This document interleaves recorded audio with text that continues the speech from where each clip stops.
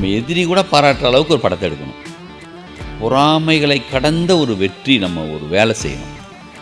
அப்படி ஒரு ஒர்க் அங்கே இருந்துச்சுன்னு சொன்னால், 5ஆம் இடத்துல ரன்னு மாதிரியான டெம்போவோட சரியான ஒரு படம் நான் கொடுத்துருந்தா யாராவது மறுத்திருக்க முடியுமா? பிசுறு இருக்காது. இப்போ என்னை யாராவது எப்போயாவது பார்த்து சார் உங்கள் படத்துக்கு நான் பெரிய ஃபேன்ஸாக இருந்தால் சந்தேகமாக இருக்கும் எனக்கு. உண்மையாக தான் சொல்கிறாங்களா, நிஜமாகவே உண்மையிலே ஃபேனா, அந்தளவுக்கு நம்ம அதை செஞ்சுருக்கோமான்னு சந்தேகம் ப்ராமிஸாக சொல்கிறேன் இன்றைக்கி வரைக்கும் இருக்கும். நான் அசிஸ்டன்ட் டேரக்டர் இருந்தப்போ ரூமில் உட்காந்துட்டு யார் ப்ரொடியூசர், அது எவ்வளோ பெரிய பட்ஜெட்டு, எத்தனை கோடி, அதெல்லாம் யோசிக்காமல் இது யாராவது வருவாங்களா மாட்டாங்களா தெரியாமையே ஒரு பேப்பர் பேட் எடுத்துகிட்டு எழுதுவோம். உண்மையாக இப்படி வந்து சேரவன் எல்லாமே எழுதியிருப்பான். எந்த போஸ்ட்டை பார்த்தாலும் இமீடியட்டாக எனக்கு கதை தோண்டிடும். டகடகடகன்னு அதுக்கு ஒரு கதை எனக்கு ஒன்று தோணும். முதல்ல வந்து அங்கே இருக்கிற படம் பார்க்காமே படம் பார்த்த மாதிரி வந்து நம்ம ஒரு கதை சொல்லுவோம். அதுக்கு 4 ஆடியன்ஸ் இருப்பான். படம் பார்த்துட்டு வந்து ஒரு கதை சொல்லுவோம். நீ கதை சொன்ன மாதிரி இல்லைடா படம்னு சொல்லுவாங்க. இப்படி தான் தொடங்கும். ஒரு சின்ன குழந்தைங்க வந்து அப்பாவுடைய சட்டை போட்டுட்டு அந்த மாதிரி நான் பெர்ஃபார்மன்ஸ் பண்ணுற மாதிரி நம்மளும் என்னென்னா அப்படியே வந்து சின்ன ஒரு அப்படி இருப்போம். அதெல்லாம் சிம்டம்ஸ். இப்போ வந்து இளையராஜா இவ்வளோ பெரிய ராஜா சாராக மாறுறதுக்கு முன்னாடி ஒரு பூட்டில் ஒரு கம்பியை கட்டி கிளங்குன்னு ஒரு வாசிச்சினேன் அப்படின்னு சொல்கிறார் இல்லையா, அது மாதிரி அந்த படத்துக்குன்னு ஒரு எக்ஸ்பெக்டேஷன் இருக்குது. அந்த படத்துக்கு ஒரு மூடு நம்ம கொடுத்துருக்கோம். அந்த மூடோட அந்த ஸ்பிரிட்டோட உள்ளே போய் உட்காடுறான். இப்போ நானும் அப்படி தான். இப்போ என்னுடைய படத்தை பார்த்து சொன்னவங்களும் நானும் ஒன்று தான். படத்தை போடுறான் நான் சொன்ன ஆள் தான் என் படத்தை பார்த்து இன்னொருத்தர் சொல்கிறான் எப்படா படத்தை போடுவீங்கன்னு கேட்பான். அது நம்ம தாங்கி தான் ஆகணும். அதை கடந்து தான் போகணும். அதான் நிஜம். நல்ல சாப்பாடு அப்படி சாப்பிட்றான்னு சொன்னதுக்கு பிறகு தான் பிரச்சனையே. நீ நல்ல சாப்பாடுன்னு சொன்ன பிளைனாக போய் சாப்பிட்டு தான் நல்லாக்கடா நைஸ் அப்படி சொல்லியிருப்பான். இப்போ நீங்கள் பில்டப்பே பிரச்சனை. அது மாதிரி தான் நம்மளும் பல பில்டப் கொடுத்து தான் மாட்டிக்கிறோம். பழைய பேட்டியை தூக்கி கட் பண்ணி தூக்கி போட்டு 2 4 அடித்து தூக்கி இது பண்ணி முடிஞ்சு போச்சு. Extremely happy. ரொம்ப ஓவர்வெல்ம்டாக இருக்குது. ஒரு ஃபைனஸ்ட் டிரெக்டர் கூட ஒரு கான்வர்சேஷன் இருக்க போகுது அப்படின்றப்போ ஆக்சுவலி உங்களுடைய ஃபில்ம் மேக்கிங் ஸ்டைல் எல்லாமே என்ன நிறைய வாட்டி இம்ப்ரெஸ் பண்ணியிருக்கு. சினிமாவில் ஒரு கதை மாதிரி இன்னொரு கதை இருக்கக்கூடாது அப்படின்னு கான்ஷியஸாக டிஃப்ரெண்ட் கதைகள் கொடுத்த ஒரு இயக்குனர், நல்ல கதைகள் கொடுத்த ஒரு இயக்குனர் அப்படின்றப்போ உங்ககிட்ட நிறைய கதைகள் நான் கேட்டு தெரிஞ்சுக்கணும் அப்படின்னு ஆசைப்பட்றேன் சார். ஃபர்ஸ்ட் ஸ்டார்ட் ஆஃப் பண்ணுறதுக்கே 2 decades மேலே சினிமாவில் இருக்கீங்க sir. You've given phenomenal hits. பயங்கரமான 224 daysக்கு மேலெல்லாம் உங்களுடைய படங்கள் ஓடி இருக்குன்றப்போ அது ரொம்ப நெகிழ்ச்சியான தருணங்கள் உங்களுக்கு கண்டிப்பாக கொடுத்துருக்கோம். அவ்வளோ பாராட்டுகள் இருந்திருக்கும். குடும்பங்கள் கொண்டாடின வெற்றி. நீங்கள் ஒரு இன்டர்வியூவில் கூட சொல்லியிருந்தீங்க, தியேட்டருக்குள்ளே போனால் மல்லிப்பூ வாசனை அடிக்கும், அதுக்கு என்ன சிம்பாலிசம்னா ஃபேமிலியாக வந்து என்ஜாய் பண்ணுறாங்க அப்படின்னு. ஸோ அத்தனை ஹிட் கொடுத்தவங்க இன்றைக்கி உங்களுக்கு எப்படி ஃபீல் ஆகுது? யூஆர் சாட்டிஸ்ஃபைடாக ஒரு ஃபில்ம் மேக்கராக வந்து ஓகே நான் ஓரளவுக்கு அச்சீவ் பண்ணியிருக்கேன் அப்படின்ற ஃபீலிங் உங்களுக்கு இருக்கா, இல்லை என்ன மனநிலை உங்களுக்கு இருக்குது? இந்த உலகத்தில் இருக்கிற எந்த இயக்குனர்கிட்ட போய் கேட்டாலுமே நான் வந்து திருப்தி அடைஞ்சிட்டேன்னு சொல்லவே மாட்டாங்க. அப்படி தான் நானும். ஏன்னா ஒரு படம் எடுத்து முடிகிற வரைக்கும் அந்த படத்துக்குள்ளே இருப்போம். அந்த படம் எடுத்து முடித்ததுக்கு பிறகு இதை விட நல்லா செஞ்சுருக்கலாமேன்னு ஒவ்வொரு படத்துக்கும் தோணும். நம்ம நினச்சது எல்லாமே 100% இதில் வந்து பண்ண முடியலையே, ஒரு 50% ஒரு 60% தான் வந்திருக்குன்னு தான் பெரிய பெரிய டேரக்டர்ஸ் சொல்லியிருக்காங்க. அப்படி தான் எனக்கு கூட. அப்படி இருக்கிறதுனால தான் தொடர்ந்து இயங்க முடியும், அடுத்த கட்டத்துக்கு போக முடியும். ஓரளவு ஒரு ரசிகனாக ஊர்லேருந்து வந்துட்டு இந்த சினிமா மேலே இவ்வளோ பேஷனாக இவ்வளோ அன்பாக இருந்ததுனால ஓரளவு நம்மளுக்கும் ஏதோ கை வந்திருக்கு, ஏதோ சம்திங் செஞ்சுருக்கோமேன்னு தோணுது. ஸோ அந்த தேடல் இன்னும் உங்களுக்குள்ளே இருந்துகிட்டே இருக்கா? இன்னும் பயங்கரமான கதைகள் கொடுக்கணும் அப்படின்ற தேடல் கண்டிப்பாக இருக்குது தானே? இருக்குது. அது படங்கள் பார்த்துட்டே இருக்கோம். இன்னும் புதுசு புதுசாக டேரக்டர்ஸ் வர்றாங்க. உலகம் மொத்தமும் நிறைய பார்க்குறோம். நம்ம எந்த இடத்துல இருக்கோன்னு நம்மளுக்கே தெரியுது. இருந்தாலுமே வந்து அந்த தேடல் இருக்கிற வரைக்கும் தானே நம்ம வந்து கண்டிப்பாக இருந்துகிட்டே தான் இருக்கும். இப்போ நீங்கள் சொன்னீங்க நான் எந்த இடத்துல இருக்கிறேன் அப்படின்னு எனக்கு தெரியுது. எந்த இடத்துல இருக்குன்னு உங்களுக்கு ஃபீல் ஆகுது ஆஃப்டர் சோ மெனி ஹிட்ஸ்? இன்னைக்கு வரைக்கும் உங்களுடைய படங்களை நான் வந்து எனக்கு யோசிச்சா இந்த சீன் எல்லாம் ஞாபகம். I'm not exaggerating. என் அப்பா வந்து ஒரு சிடி கடை முன்னாடி வச்சுருந்தாங்க. அது வந்து சிடிஸில் பெரிய சிடி இருக்கும்ல, அதில் ரெக்கார்ட் பண்ணி கொடுக்காங்க, பாட்டு படம்லாம் ரெக்கார்ட் பண்ணி கொடுக்குறது. ஸோ எங்கள் வீட்டில் அந்த சிடி கல்ச்சர் வந்து ரொம்ப முன்னாடியே இருக்குது. நான் பிறந்ததுலேருந்து சிடியில் படம் பார்க்குறது அது அதிகமாக இருக்குது. ஸோ பையாவாகட்டும், உங்களுடைய சண்டைக்கோழி ஆகட்டும், உங்களுடைய அஞ்சான் ஆகட்டும், எல்லாத்தையுமே நான் வந்து சிடியில் நிறைய வாட்டி பார்த்துருக்கேன் வீட்டில். எனக்கு இப்போ ரீகால் பண்ணாலும் எனக்கு எல்லாமே ஞாபகம் வரும். இந்த டைலாக் இது இப்படி இருக்குது, இந்த பாட்டு இப்படி. ஸோ இன்னைக்கு வரைக்கும் மெமரிஸில் ரெஃப்ரெஷ் பண்ணுற மாதிரி குட் ஃபிலிம்ஸ் கொடுத்துருக்கீங்க அப்படின்றப்போ உங்களுடைய நிலை இப்போ நான் எந்த ஸ்டேட்டில் இருக்கேன், எந்த இடத்துல இருக்கேன் அப்படின்னு உங்களுக்கு தோணுது? இப்போ மணி சாரியோ, ஒரு பாரதி ராஜா சாரியோ, ஒரு பாக்யராஜ் சாரியோ அப்போ நான் பார்க்கும்போது, நான் ஊர்லேருந்து வந்தப்போ ஒரு பெரிய கிரேஸ் இருக்கும். ஒரு சில மேலே பெரிய அன்பு இருக்கும், ஒரு சில மேலே பிரமிப்பு இருக்கும், ஒருத்தர் மேலே அது மாதிரி வந்து பாலச்சந்திரன் சார் மேலே, உலகம் மொத்தம் இருக்கிற முக்கியமான டேரக்டர்ஸ் மேலெல்லாம் இருக்கும். நிஜமாக உண்மையாக நான் வந்து மணி சார்லாம் பார்க்கும்போது, சார் நான் பெரிய ஃபேன் சார் அப்படின்னு சொல்லுவோம். இப்போ என்னை யாராவது எப்போயாவது பார்த்து சார் உங்கள் படத்துக்கு நான் பெரிய ஃபேன் சார்னா சந்தேகமாக இருக்கும் எனக்கு. உண்மையாக தான் சொல்கிறாங்களா, இல்லை நிஜமாகவே உண்மையிலே ஃபேனா, அந்தளவுக்கு நம்ம அதை செஞ்சுருக்கோமான்னு சந்தேகம் ப்ராமிஸாக சொல்கிறேன் இன்றைக்கி வரைக்கும் இருக்கும். சரி, இப்படி சொல்கிறீங்க? நிஜமா இல்லை, நான் ஒருத்தங்களுக்கு சொல்கிறதுங்கிறது நான் உண்மையாக சொல்கிறேன். ஏன்னா ஊர்லேருந்து படம் பார்த்து வந்திருக்கேன். ராம்கோல் வருமானா எனக்கு அவ்வளோ பெரிய ஐயோ என்ன டேரக்டரா அப்படி தோணும். அவரை பார்த்துட மாட்டோமா, பாசில் சாரை, ஒரு விஸ்வநாத் சார்லாம் பார்த்து ஒரு வார்த்தை பேச மாட்டோமாலாம் ஏக்கம், ஒரு அன்பு அப்படி இருக்கும் நிஜமா. ஆனால் யாராவது ஒருத்தர் என்னை வந்து எங்கேயோ ஒரு வந்து பார்த்து ஸோ உங்கள் படம் நான் வந்து 10 தடவை பார்த்தேன் சார்னு சொல்லும்போதோ, நான் அவங்க பெரிய ஃபேன்ஸாக சொல்லும்போதோ, ஏதோ ஒரு ஆர்டிஃபிஷியல் தன்மை. அவங்க உண்மையாக சொன்னாலுமே என் மனசு இன்னும் 100% ஒத்துக்கவே இல்லை. ஏன்னா எனக்கு வந்து அதனால தான் சொல்கிறேனே, அது நம்மளுடைய பிரச்சனை. அது நம்ம இன்னும் அதை நோக்கி நகர்ந்துட்டு இருக்குமே ஒழிய நம்ம இன்னும் சரியாக இன்னும் முழுமையாக செய்யலையோங்கிற அந்த பயமும் அந்த தயக்கமும் அந்த ஃபீல் இருந்துகிட்டு தான் இருக்கும். நிஜமா இது வந்து நீங்கள் எப்படி எடுத்துக்கிட்டாலும் சரி தான், நிஜமாக எனக்கு அப்படி தான் இருக்கும். ஓகே, அது டோட்டலி யோர் ஒப்பீனியன். அதை ரெஸ்பெக்டட். அண்ட் இப்போ நீங்கள் சொன்ன மாதிரி ஒரு பயம், ஒரு தயக்கம் இருக்குல்ல. இப்போ ஒரு படத்தில் ஒரு சரிவு இருக்குது அப்படின்றப்போ நீங்கள் என்னதான் ஹிட்டு கொடுத்துருந்தாலும் அடுத்ததாக கண்டிப்பாக உங்களை ப்ரூவ் பண்ணுறதுக்காக இன்னொரு ஹிட்டு கொடுத்தே ஆகணுன்ற ஒரு கட்டாயம் இருக்குது. இல்லை, நான் ஒரு படம் செம்மையாக பண்ணிட்டேன், now I can chill back, I am a good டிரெக்டர்னு நான் சொல்லிடலாம், என்னுடைய அந்த படம் பேசும் அப்படின்ற மனநிலை உங்களுக்கு இருக்கா? இல்லைன்னா கான்ஸ்டன்டாக இல்லை அடுத்த படத்தில் நான் வெற்றி கொடுத்தா தான் they will again accept me அப்படின்ற ஒரு மனநிலை இருக்கா? இல்லை, வெற்றி தோல்வி அது மட்டும் இல்லை, ஒரு ஒர்க்கை வந்து முழுமையாக பண்ணி முடிச்சப்போ இருக்கிற சந்தோஷம்தான். நான் எந்த படத்துக்குமே வந்து நான் என்னுடைய விருப்பத்தோட பல முறை பேசி அந்த கதையை ஓகே பண்ணி ஸ்பாட்டில் போயிட்டு அந்த கணத்தில் நின்று நம்ம கண்ணில் பார்த்தா ஒரு படத்தை ரிலீஸ் பண்ணுறோம். அந்த வெற்றி தோல்விங்கிறது நம்ம கையில் இல்லை. அதனால தான் இன்றைக்கி வரைக்கும் எனக்கு கான்ஃபிடென்ட் இருக்குது. ஒரு சில படங்கள் மட்டும்தான் நம்ம கண்ட்ரோல் இல்லாமல் போயிடுச்சு. எதுனா ஒரு ஜி மாதிரி படம் நம்ம நினச்ச நேரத்தில் நடக்கலை, ஒரு பீமா நான் நினச்ச கிளைமேக்ஸ் எடுக்கலை, அதே மாதிரி வந்து அஞ்சானை வந்து ரிலீஸ் தேதி ஃபிக்ஸ் பண்ணி பண்ணோம். இருந்தாலுமே எல்லாமே நம்ம வந்து ஒர்க் பண்ணும்போது வந்து மிகப்பெரிய ஒரு சேம் சண்டைக்கோழிக்கு 2க்கு என்ன அது மேலே ஒரு ஒர்க் பண்ணமோ அதே ஒர்க்கு தான் பண்ணோம். முதல் படத்தை பொறுத்த வரைக்கும் என்னென்னா, ஒரு படம் பண்ணுறோங்கிற ஒரு பேரார்வம், முதல் படம் நம்ம படம் வரப்போவதில்லை, நம்மளும் டைரக்டர் ஆகிட்டவங்க ஒரு கனவு. அப்புறம் வந்து என்னென்னா, அதில் வெற்றி தோல்வியை பற்றி துளி கூட வந்து எந்த எண்ணமே கிடையாது, ஒரு வேலை மட்டும்தான். அப்படியே ஒரு அர்ப்பணிப்போட தான் அந்த முதல் படத்தை பொறுத்த வரைக்கும். அதனால் என்னென்னா, நான் அதை பற்றி யோசிக்க மாட்டேன். ஒரு செஞ்ச வேலைங்கிறது செஞ்சது தான், அதை எதுவுமே மாற்றிட முடியாது. அப்படிதான் இருக்கு.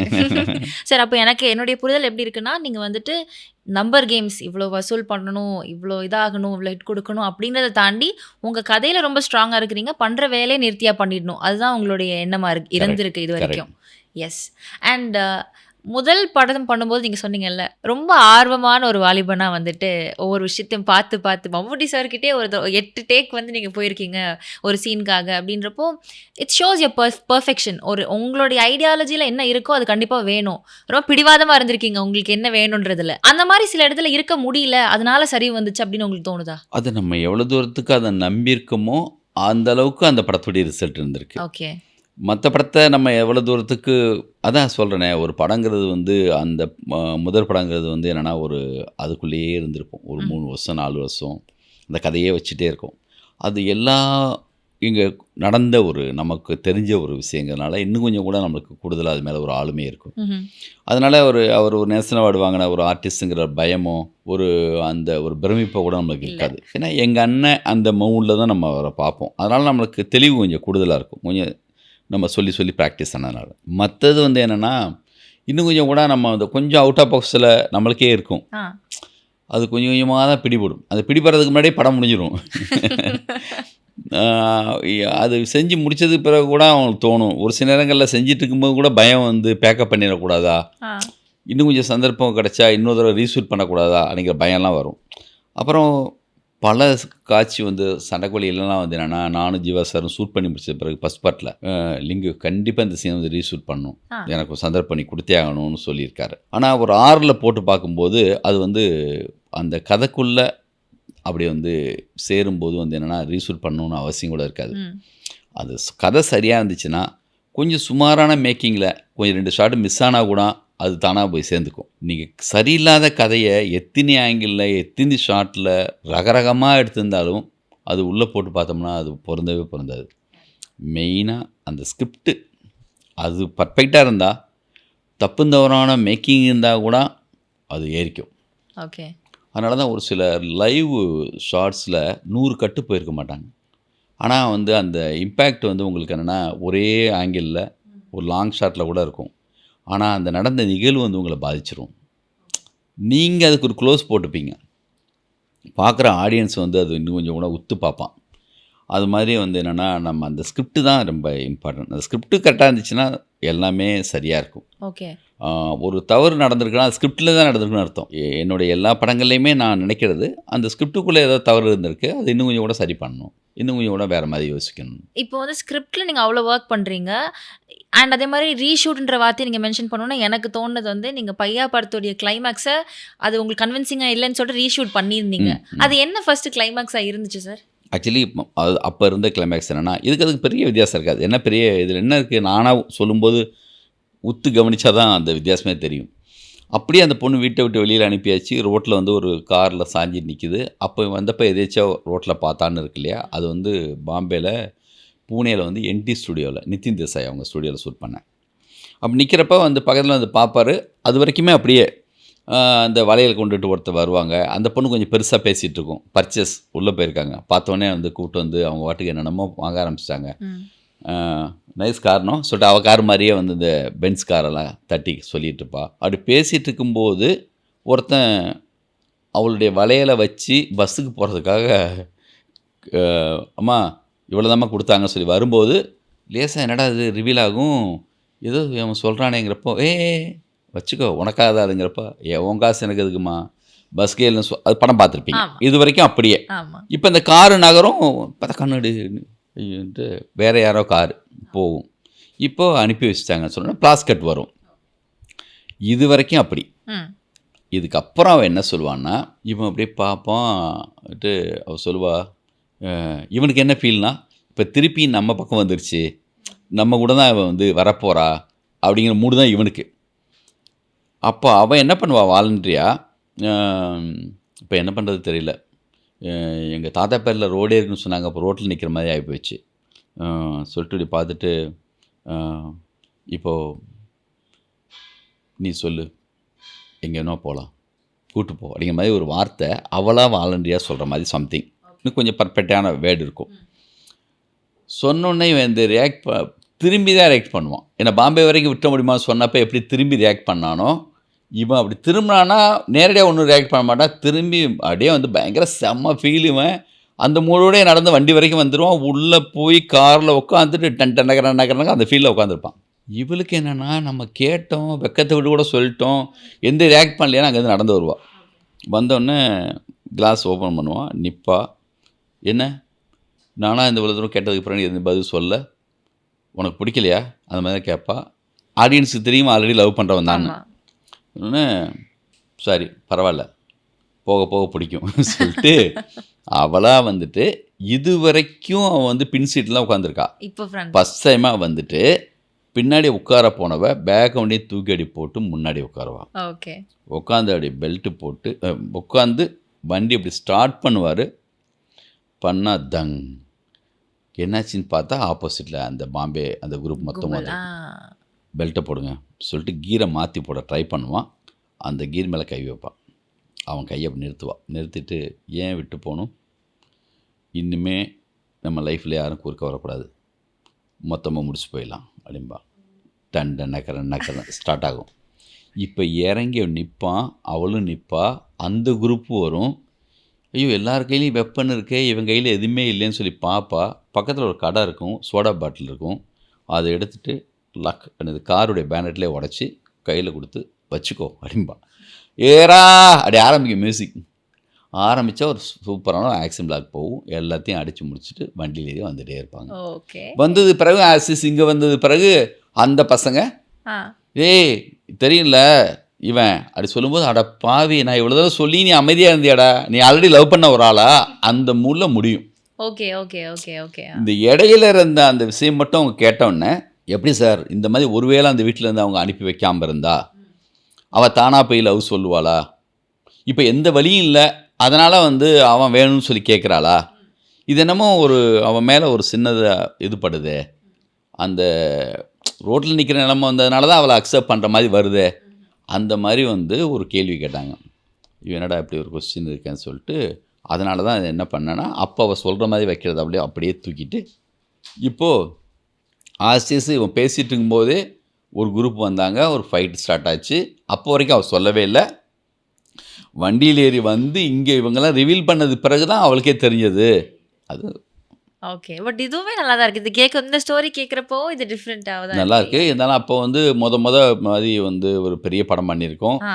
சின்னதாக ஒரு தவறு கூட வேணாமேன்னு சொல்லி பயத்தில் தான் நான் வந்து மாற்றினேன். ஒரு பெரிய ஒரு அந்த நேரம் அதுக்கு முன்னாடி பெரிய ஹிட்டில் இருந்தாலோ வந்து ஒரு தைரியம் இருந்திருக்கும், வந்து பண்ணிடலாம் அப்படியே விட்டுடலாம்னு சொல்லிட்டு.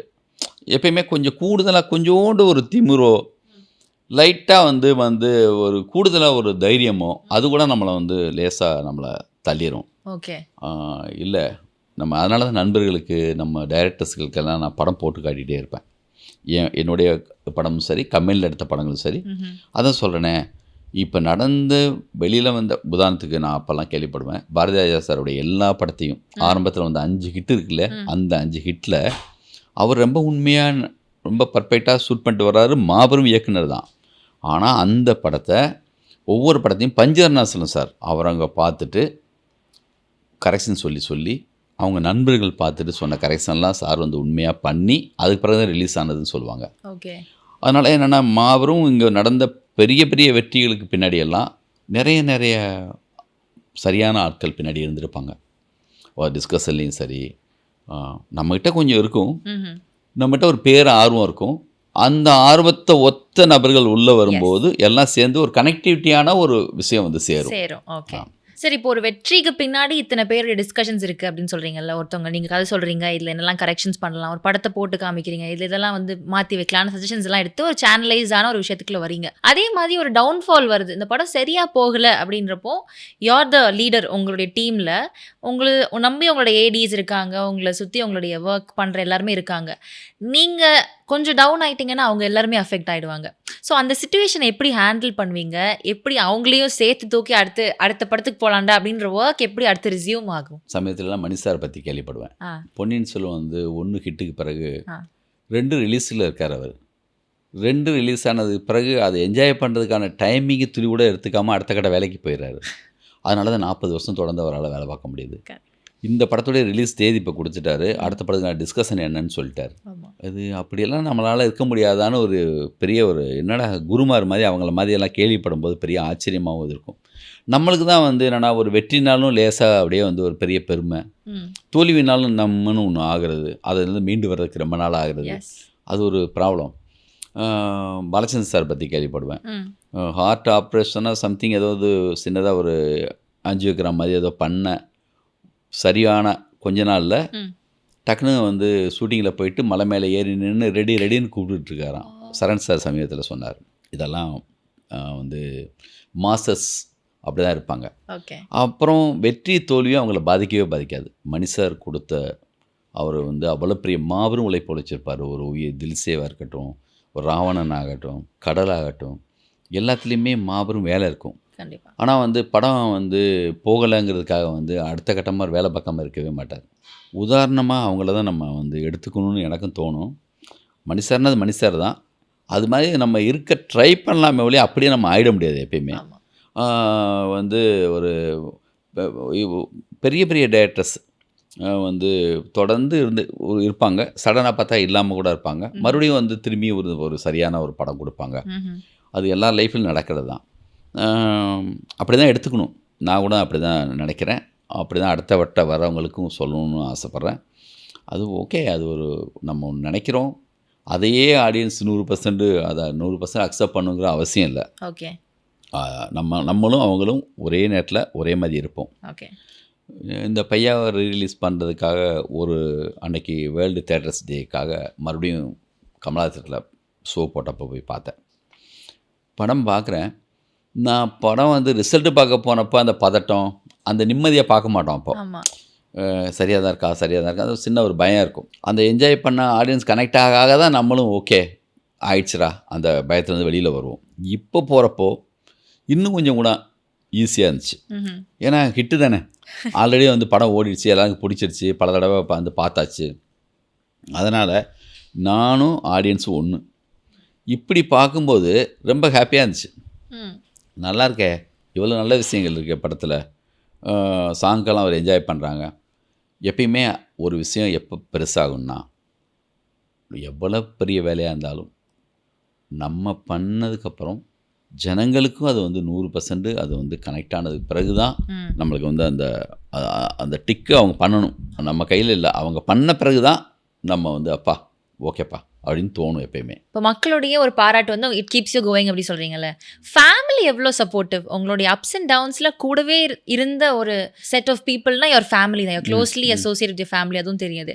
ஏன்னா சின்ன வயசில் படமே பார்க்கக்கூடாது அப்படின்னு சத்தியம் வாங்கின அம்மா தான் இந்த படம் பார்த்துக்கோ இந்த படம் பார்த்துக்கோன்னு கொஞ்சம் கொஞ்சமாக உங்களுக்கு அந்த வழி நகர்த்தி கொடுக்குறாங்க. She பேவ் the way for you for cinema. உங்களுடைய வெற்றி தோல்வி, உங்களுடைய எந்த ஹார்ட் டைம்ஸ், எவ்வளோ ஹாப்பி டைம்ஸ் எல்லாத்தையும் பார்த்துருக்காங்க. என்னுடைய எல்லா பேட்டியும் பார்த்து வந்திருப்பீங்க பாருங்க.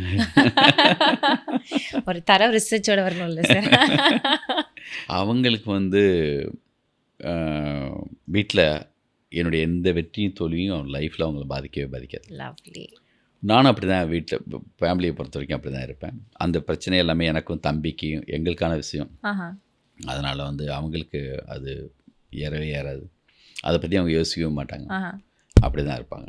நீங்கள் சக்ஸஸ்ஃபுல்லாக டைரக்டர் ஆகிட்டு ஒவ்வொரு படங்கள் கொடுத்தீங்கல்ல, அப்போ வீட்டில் என்ன ஒரு இது இருக்கும் அவங்களுக்கு? ஏன்னா அது வேண்டான்னு ஃபர்ஸ்ட் அவங்க முடிவு பண்ணாங்க, அதுக்கப்புறம் நீங்கள் பிடிவாதத்தோட போனீங்க, அவங்களுக்கு எவ்வளோ ஹாப்பியாக இருக்கும்? அவங்க என்ன சொன்னாங்க? பிடிவாதம் அம்மா கிட்ட வந்து என்னென்னா, அம்மா எப்பயுமே வந்து என்னென்னா, நான் ஒரு டைரக்டராக இந்த மாதிரி ஒரு கலைஞனா இந்த மாதிரி நான் ஒரு படைப்புக்குள்ளே இருக்கிற ஒரு ஆளாக தான் எங்கள் அம்மா என்னை சின்ன வயசுலேருந்து பார்த்துருக்காங்க.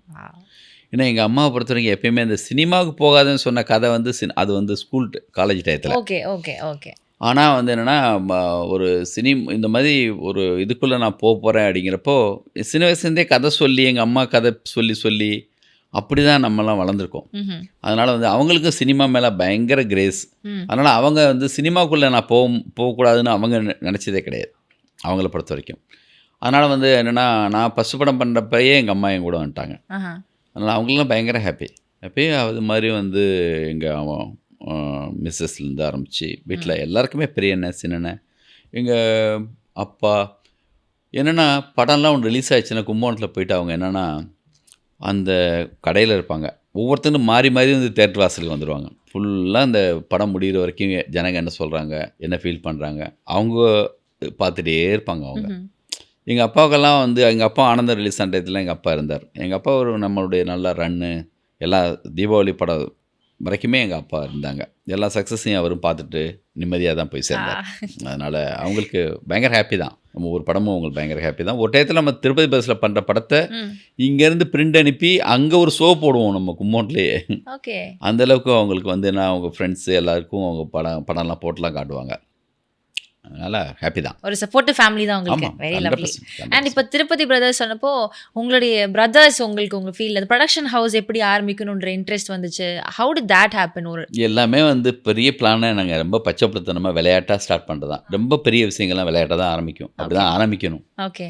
முதல்ல வந்து ரொம்ப ஒரு கனவுங்கிறது இருக்குல்ல, பறந்தால் அப்படி இருக்கும், அந்த ஆசை தான் பஸ்ஸு. அந்த மாதிரி தான் நான் ஊரில் இருந்து வரும்போது என்னென்னா, இந்த ப்ராக்டிக்கலை பற்றிலாம் யோசிக்காமல் இருக்கிறதுக்கு பேர் தான் கனவு. ஊருக்கு எப்படி போவோம், அங்கே நம்மளுக்கு தெரிஞ்சவங்க யார் இருக்காங்க, அதுக்கு எவ்வளோ பணம் ஆகும், அதெல்லாம் யோசிச்சோம்னா அந்த கனவு காணவே முடியாது. நான் அசிஸ்டன்ட் டைரக்டர் இருந்தப்போ ரூமில் உட்காந்துட்டு யார் ப்ரொடியூசரு, அது எவ்வளோ பெரிய பட்ஜெட்டு, எத்தனை கோடி, அதெல்லாம் யோசிக்காமல் அது யாராவது வருவாங்களா மாட்டாங்களா தெரியாமையே ஒரு பேப்பர் பேட் எடுத்துகிட்டு எழுதுவோம். உண்மையாக இப்படி வந்து சேரவன் எல்லாமே எழுதியிருப்பான். ஓகே. பிசி ஸ்ரீராம் தான் கேமராமேனு, தோட்டாதனி ஆர்ட் டைரக்டரு, இந்த மாதிரியான ப்ரொடக்ஷன் ஹவுஸு வந்து நம்ம ஆலயத்தில் படம் பண்ணுறோம், இல்லை மெட்ராஸ் டாக்கீஸ் மாதிரி ஒரு கம்பெனியில் போய் படம் பண்ண போகிறோம், இவங்க வரப்போகிறாங்க, இதுக்கெல்லாம் இவ்வளோ ஆகும். உண்மையிலே ஆகுமா ஆகாதுன்னு தெரியாது. முதல்ல வந்து ஃபஸ்ட்டு என்னென்னா, ஒரு பாவனை ஃபஸ்ட்டு எல்லாத்துக்குமே என்னென்னா, ஒரு மேப்பு வந்து என்னென்னா, ஒரு ஒரு அதுலேருந்து தான் தொடங்கும். அது நடக்குமா நடக்காதா, பர்ஃபெக்டான ஃபிகர் அப்போ போடுறோமா அப்படிலாம் தெரியாது. அவங்களே அதுக்கு வந்துடுவாங்களா அது கூட தெரியாது. அது மாதிரியான பாதி வருவாங்க, வேற எங்கேயாவது நடந்துடும். உங்கள் நம்பிக்கையை அது நான் வந்து ஏதோ ஒரு வகையில் ஃபஸ்ட்லேருந்தே வைக்கணும். அப்போ நானும் போஸும் அது ப்ராக்டிக்கலோ இல்லையோ, சாத்தியமா இல்லையான்னு தெரியாது. ஆனால் கனவெல்லாம் அப்படி தான் இருக்கும். எங்கள் ஊரில் இருக்கிற ஆற்றுல படுத்துட்டு ஒரு வானத்தை பார்த்துக்கிட்டே ஒரு சினிமா போகிறோம், சினிமாவுக்குள்ளே போயிட்டு படம் பண்ணுறோம் அப்படிங்கிற ஒரு மூடு அப்போவே இருக்கும். அவர் ஒரு டைட்டில் சொல்லுவார், அதுக்கும் நான் ஒரு கதை சொல்லுவேன். இது நிஜம். இது நான் சினிமாவில் வர ஷார்ட் மாதிரி வந்து நான் வந்து சும்மா கற்பனையில் சொல்ல, இது நிகழ்ந்திருக்கு. பாலைவன ரோஜாக்கள்னு ஒரு டைட்டில் சொல்லுவான். ஃபியூச்சரில் படம் கூட வந்துச்சு. அதுக்கு நான் ஒரு கதை சொல்லுவேன். எந்த போஸ்டரை பார்த்தாலும் இமீடியட்டாக ஒரு கதை தோண்டிடும். டகன்னு அதுக்கு ஒரு கதை எனக்கு ஒன்று தோணும். முதல்ல வந்து அங்கே இருக்கிற படம் பார்க்காமே படம் பார்த்த மாதிரி வந்து நம்ம ஒரு கதை சொல்லுவோம். அதுக்கு 4 ஆடியன்ஸ் இருப்பான். படம் பார்த்துட்டு வந்து ஒரு கதை சொல்லுவோம். நீ கதை சொன்ன மாதிரி இல்லைடா படம்னு சொல்லுவாங்க. இப்படி தான் தொடங்கும். ஒரு சின்ன குழந்தைங்க வந்து அப்பாவுடைய சட்டை போட்டுட்டு அந்த மாதிரி நான் பெர்ஃபார்மன்ஸ் பண்ணுற மாதிரி நம்மளும் என்னென்னா அப்படியே வந்து சின்ன ஒரு அப்படி இருப்போம். அதெல்லாம் சிம்டம்ஸ். இப்போ வந்து இளையராஜா இவ்வளோ பெரிய ராஜா சாராக மாறுறதுக்கு முன்னாடி ஒரு பூட்டில் ஒரு கம்பியை கட்டி கிளங்குன்னு ஒரு வாசிச்சினேன் அப்படின்னு சொல்கிறார் இல்லையா, அது மாதிரி அது அவருடைய உள்ளே இருக்குது. அது ஃப்யூச்சரில் வரப்போகிறதுக்கு முன்னாடி சிம்டம்ஸ் அது மாதிரி நம்மளுடைய கனவுங்கிறது வந்து என்னென்னா, அது கனவுக்கு வந்துன்னா இன்பிட்வீனில் இருக்கிற எந்த ப்ராக்டிக்கலும் யோசிக்காது. கனவு கண்டதுக்கு என்ன ப்ராக்டிக்கல்? அந்த ப்ராக்டிக்கலை யோசிச்சிங்கன்னா கனவே காண முடியாது. இப்போ இருக்கிற இந்த இடத்துலேருந்து வெளியிலேருந்து பார்க்குறவங்களுக்கு தான் என்னுடைய பிரச்சனையெல்லாம். ஆனால் என்னுடைய ட்ரீமுங்கிறது வேறு இடத்துல இருக்கும். இப்போது நீங்கள் தள்ளி வைக்கணும். மறுபடியும் ஊர்லேருந்து கிளம்பி வரும்போது இவ்வளவு கேப்பில் நம்ம ஒரு இடத்துல வந்து சேர்ந்துருப்போம். இப்போது எல்லாமே லாஜிக்கலாக யோசிச்சிங்கன்னா கனவே கிடையாது, பல கேள்விகள் தான் வரும். நம்மளே கூட லாஜிக்கல் மைண்ட் அடிக்கடி தூக்கி கழட்டி வச்சிடணும். அந்த லாஜிக்கலாக யோசிச்சிங்கன்னா நம்மளுக்கு பயம்தான் வரும். லாஜிக்கலாக ரொம்ப யோசிக்கக்கூடாது. அதுக்காக வந்து என்னென்னா, இந்த கனவுக்கும் நடுவில் ஒரு பெரிய உழைப்பு இருக்குது, ஒரு அர்ப்பணிப்பு இருக்குது, ஒரு அன்பு இருக்குது, ஒரு தியாகம் இருக்குது. சில தூக்கங்களை விடணும், பசியை விடணும், இன்னும் கொஞ்சம் கூட கற்றுக்கணும், சரியான நண்பர்களை சரியான ஆட்கள்கிட்ட ஒரு அட்வைஸ் கேட்கணும். ஓவர் ஈகோ, அந்த ரொம்ப போர்ஸான ஒரு உடனுக்குடனே எடுக்கிற முடிவுகளை கொஞ்சம் தள்ளி போடணும். கொஞ்சம் தெய்வ அனுகிரகம் இருக்கணும், லக்கும் இருக்கணும். இதெல்லாம் சேர்ந்து எல்லாம் ஒரு முடிவு செஞ்சு உங்கள் கனவுக்கான நேச்சரே க்ரியேட் பண்ணி மழை பெய்யுன்னா மழை பெய்யும். எல்லாமே வந்து அந்த நேரத்தில் வந்து உங்களுக்கு அமைஞ்சு அப்படி கரெக்டாக கொண்டு வந்து அப்படியே வந்து கொடுக்கும். அது வந்து உங்களுக்கு எந்த சிரமமும் இருக்காது. நான் எவ்வளோ உழைச்சேன் தெரியுமா, நான் எவ்வளோ கஷ்டப்பட்டேன் தெரியுமா அப்படிலாம் நீங்கள் அப்போ சொல்லவே மாட்டீங்க. அது கஷ்டமே இருக்காது, ரொம்ப இயல்பாக இருக்கும். அந்த நிகழ்வு எல்லாமே உங்களுக்கு நம்மளுக்கு இது வரைக்கும் நடந்த நல்ல விஷயங்கள் எல்லாமே ரொம்ப இயல்பாக நிகழ்ந்திருக்கும். அந்த தாட்டும் இயல்பாக வந்திருக்கும். ரொம்ப போர்ஸராக எந்த தாட்டையும் கூட நம்ம பண்ணக்கூடாது. அது தியானம் மாதிரி தான். ரொம்ப இயல்பாக அழகாக இப்படிலாம் இருந்தால் எப்படி இருக்கணும், ஒரு பெரிய ஒரு கனவு ஒண்டியும் உள்ளே போட்டு வச்சிடணும். அப்புறம் சின்ன வெயிட்டிங்கில் இருக்கணும். அது டைம் எடுத்துக்கும், நேச்சரும் எடுத்துக்கும். அது ஒரு நல்ல ஃப்ளோவில் உங்களுக்கு வந்து ஒரு நல்ல ஒரு கதை கொடுக்கும், நல்ல ஒரு ஆர்டிஸ்ட்டை கொண்டு சேர்க்கும், அப்படியே வந்து நல்ல டெக்னீஷியன்ஸ் வந்து சேர்த்து விடும். அது இயல்பாக நடக்கும், அதில் எந்த சிரமமும் இருக்காது. எதையாவது நீங்கள் கஷ்டப்பட்டு எவ்வளோ தெரியுமா நான் கஷ்டப்பட்டேன்னு சொன்னால் ஜனங்களுக்கு கஷ்டப்பட போகிறாங்கன்னு அர்த்தம். ரொம்ப வந்து கடக்கு முடக்குன்னு அங்கே ஆகும்போதே தெரியுது ஏதோ ஃப்ளோவில் மிஸ் ஆகுதுன்ட்டு. அது போய் சேர இடமும் அப்படி தான் இருக்கும். அதனால் ரொம்ப ஃப்ளோவோட ரொம்ப மனசோட வெயிட் பண்ண வேண்டியது தான். இப்போ வெளியில் இருந்து பார்க்குறவங்களுக்கு தான் லிங்குசாமி வந்து படங்கள் எடுத்ததை கடன் ஆகிட்டானாமே, அவனுக்கு ஏதாவது பிரச்சனை இருக்காமே, அதெல்லாம் அவங்களுக்கு தான். எனக்கு சென்னைக்கு வந்தப்போ லெஃப்ட் எது ரைட் எதுன்னு தெரியாத ஒரு ஆள் இந்த சென்னையில் இந்த அலுவலகத்தில் ஒரு அலுவலகம் கிடைக்கிற அளவுக்கு, ஒரு வீடு கிடைக்கிற அளவுக்கு, ஒரு ஆஃபீஸு அட்ரஸ்ஸு, ஒரு முகவரி கிடைக்கிற அளவுக்கு எந்த யாரையுமே தெரியாமல் வெட்ட வெளியில் வந்து ஒரு கனவோட வந்து அவனுக்கு ஒன்று கிடைச்ச மாதிரி, அப்போ என்னுடைய நம்பிக்கைங்கிறது எந்த லெவலில் இருந்திருக்கும், அதே நம்பிக்கை இப்போ எந்த லெவலில் இருக்கும். வெளியிலேருந்து பார்க்குறவங்களுக்கு தான் இந்த பயம், என்ன மேலே உள்ள கூடுதலாக குறைச்சலாக உள்ள மரியாதை எல்லாமே அவங்களுக்கு தான். போயிடுச்சாமே எல்லாமே, அவருக்கு எல்லாமே இப்போ தோத்துட்டாராமே, படம் எடுத்து கமலஹாசன் படத்தில் வந்து டோட்டலாக போயிடுச்சாமேங்கிற கேள்வியெல்லாம் பதில் எல்லாமே அவங்களுக்கு, அவங்களுடைய டிஸ்கஷன். அது என்னுடைய டிஸ்கஷன் கிடையாது, என்னுடைய பேஜஸில் அது கிடையாது. அதை நான் அடிக்கடி சொல்லுவேன். இந்த மெக்னா ஸ்கூலில் ஒரு புக்கு வச்சுட்டு ட்ராவல் பண்ணுவாங்க. இந்த இடத்துல கால் வைங்க, இந்த இடத்துல புயல் வரும், இந்த இடத்துல வந்து இது அடிக்கும்னு சொல்லி. நான் ஊரில் இருந்து இப்போ புக்கோடையே வந்தோம். நான் சொல்லுவேன், நம்ம புக்கை நம்ம தான் எழுதணும், நம்ம புக்கை நம்ம எழுதுறதுக்கான நேரம் இது. அதனால் வந்து என்னென்னா அப் அண்ட் டவுனு வந்தது பிறகு சொல்லுவாங்க, சார் நீங்கள் அப்படி பண்ணியிருக்கக்கூடாது சார்னு. யாருக்கு தெரியும்? நான் ஒரு ஷார்ட் எடுக்கிறப்போ அடுத்த ஷார்ட் எடுக்க போகிறப்ப என்ன சார் அவசரப்பட்டு கேட்டாங்கன்னா நான் சொல்லுவேன் கேமராமேன்ட்ட, நான் ரீமேக் கார்டு எடுக்கிறேன், ஃபஸ்ட் டைம் தான் நானும் எடுக்கிறேன், இனிமேல் தான் எனக்கே தெரியும், நான் தான் இனிமேல் தான் கண்டுபிடிக்கணும், கொஞ்சம் வெயிட் பண்ணுங்கன்னு சொல்லுவேன். அது மாதிரி அடுத்து என்னங்கிறது வந்து கொஸ்டின் மேலே நீங்கள் எதுக்கு இவ்வளோ யோசிச்சுட்ருக்கீங்க? லைஃப்பில் வந்து நான் எனக்கு காலம் இருக்குது, நம்மளுடைய கனவு இருக்குது, நல்ல நண்பர்கள் இருக்காங்க. இந்த காலகட்டத்தில் எத்தனையோ பேரை நம்ம சந்திச்சிருக்கோம், எவ்வளோ இந்த உலகத்தை ஒரு உலகத்தையே கிரியேட் பண்ணியிருக்கோம். இதுக்கு ஒரு பேரன்பு, ஒரு உழைப்பு, ஒரு நல்ல ஒரு நிகழ்ந்த மாதிரி இன்னும் அடுத்து நிகழும். கண்டிப்பா நிகழும். 100%. ஆக்சுவலி ஒரு பியூட்டிஃபுல்லான விஷயத்தை நீங்கள் சொல்லியிருக்கீங்க. இப்போ நான் லாஸ்ட் டைம் வந்து பாரதிராஜா சார் கூட பேசுகிறப்போ அவர் ஒன்று சொன்னார், ஒன்று நீங்கள் ஆகணும்னு ஆசைப்பட்டீங்கன்னா அந்த விஷயத்தை கருத்தரிக்கணும், யூ ஷுட். அதை நீங்கள் மேனிஃபெஸ்ட் பண்ணிங்கன்னா அது கண்டிப்பாக நடந்துரும், நிகழ்ந்துரும் அப்படின்னு. அதே விஷயத்தை நீங்கள் வேறொரு வார்த்தையில் சொல்கிறீங்க, நான் கனவு காணணும், அது எப்படியாவது நடந்துரும், அதுக்கான உழைப்பெல்லாம் நீங்கள் போட்டிங்கன்னா கண்டிப்பாக நடந்துரும் அப்படின்னு சொல்கிறீங்க. That's very very true. 100%. இப்போது நீங்கள் பேசுகிறப்போ இன்னொரு கதை சொன்னீங்க, ஒரு போஸ்டர் ஒரு டைட்டில் பார்த்தா எனக்கு அதோடைய கதையை நானே வந்து சொல்லிடுவேன், அவ்வளோ இதாக நான் வந்து ஊறி போயிருந்தேன் சினிமாவில். ரீசெண்டாக உங்களுடைய ஒரு இன்டர்வியூவில் ஒரு ஸ்டேஜில் நீங்கள் சொல்கிறீங்க, எனக்கு இப்போ கதை வரமாட்டேங்குது, ஐ எம் ஸ்ட்ரக் சம்வேர், எனக்கு கண்ணில் இப்போ like your crying literally your in tears. அப்போ நீங்கள் சொன்னீங்க, எனக்கு கண்ணு மட்டும் இங்கே 2 கண் இருக்கிறனால 2 கண்ணிலேருந்து தண்ணி வருது. பேர் அன்புலங்க, எனக்காக வந்து இத்தனை டேரக்டர்ஸ் வந்து உட்காந்துருக்காங்க, அவ்வளோ பேர், மணி சார்லேருந்து சங்கர் சார்லேருந்து பாரதிராஜா சார்லேருந்து மொத்த டேரக்டர்ஸ் இந்த மேடையில் இருந்தாங்க. இது யாருக்கு நிகழும்? எனக்கு நிகழ்கிறப்போ ஏற்பட்ட ஒரு பேர அன்புல சொன்னது. ஆமாம். எப்படி சார் ஒரு ப்ரிப்பரேஷன் இருக்குது உங்களுக்கு? ஒரு அடுத்த படத்துக்கு வந்து நான் இந்தந்த ஒர்க்ஸ் பண்ணிகிட்டு இருக்கேன், இந்தந்த விஷயங்கள்னால நான் க்ரூம் ஆகிட்டு இருக்கேன் அப்படின்னா அதில் என்ன சொல்வீங்க நீங்கள்? ஒரு படத்துக்கு எப்படி தயாராகிறீங்க கதைக்காகனா? இப்போது பர்சனலாக வந்து என்னென்னா, ஒவ்வொரு கதைக்கும் உள்ள முன்னாடி எனக்கு எதாவது தோணிடுச்சுன்னா நான் தனியாக போய் கொஞ்சம் ஒர்க் பண்ணுவேன். ஒர்க் பண்ணி அதுக்கு சின்னதாக ஒரு சேஃப் ஆனதுக்கு பிறகு வந்து அசிஸ்டன்ஸோட சொல்லுவேன், இந்த மாதிரி ஒன்று தோணியிருக்கு அப்படின்ட்டு. இல்லை அங்கே எங்கே இருக்கணும் அங்கே அவங்கள கூப்பிட்டு அவங்க அதை வந்து நல்லா இருக்குன்னு சொன்னாங்கன்னா மறுபடியும் அப்படியே வந்து பேசி செஞ்சு அப்படியே வளர்த்தி கொண்டு போவோம். அது ஒரு டயத்துக்கு பிறகு பர்ஃபெக்டாக சேஃபாக வந்துருச்சுன்னா அதுக்கப்புறம் ஆர்டிஸ்ட் அந்த விஷயங்களுக்குள்ளே போவோம். அப்படி தான் ஒவ்வொரு முறையும். Okay, so that is your way of building scripts for yourself. That's very nice. சரி, இப்போது அஞ்சான் அப்படின்ற படம் வந்து உங்களுடைய கரியரில் ரொம்ப இம்பார்ட்டண்ட்டான படம். அதுக்கு வேறு விமர்சனங்கள் இருக்கலாம், பலருக்கு பிடிச்சது பலருக்கு பிடிக்கல. நான் இங்கே உட்காந்து நான் சொல்கிறேன், சரி எனக்கு இந்த படம் ரொம்ப பிடிக்கும். நான் வந்து சின்ன வயசில் சூர்யா சாரோட மிகப்பெரிய ஃபேன். பிடிச்ச ஹீரோயினா எனக்கு சூர்யா சார், ஜோதிகா மேம் சொல்ல ஒரு பர்சன். ரொம்ப என்ஜாய் பண்ணி அந்த ஸ்டைல் ஆகட்டும் அந்த கதையாகட்டும் எங்களுக்கு புதுசாக இருந்துச்சு அந்த மாதிரி ஒரு படம். ஸோ நீங்கள் அந்த படத்தை எடுத்து அதில் வந்து ஒரு நீங்கள் நினச்ச அளவுக்கு அது ஒர்க் அவுட் ஆகலை அப்படின்றப்போ அது உங்களை வந்து எப்படி உங்களை ஒரு சிச்சுவேஷனுக்குள்ளே போட்டுச்சு sir? Because you put a lot of effort. ஒவ்வொரு படத்துக்குமே ஒரு கால பிரமாணம்னு ஒன்று இருக்குது.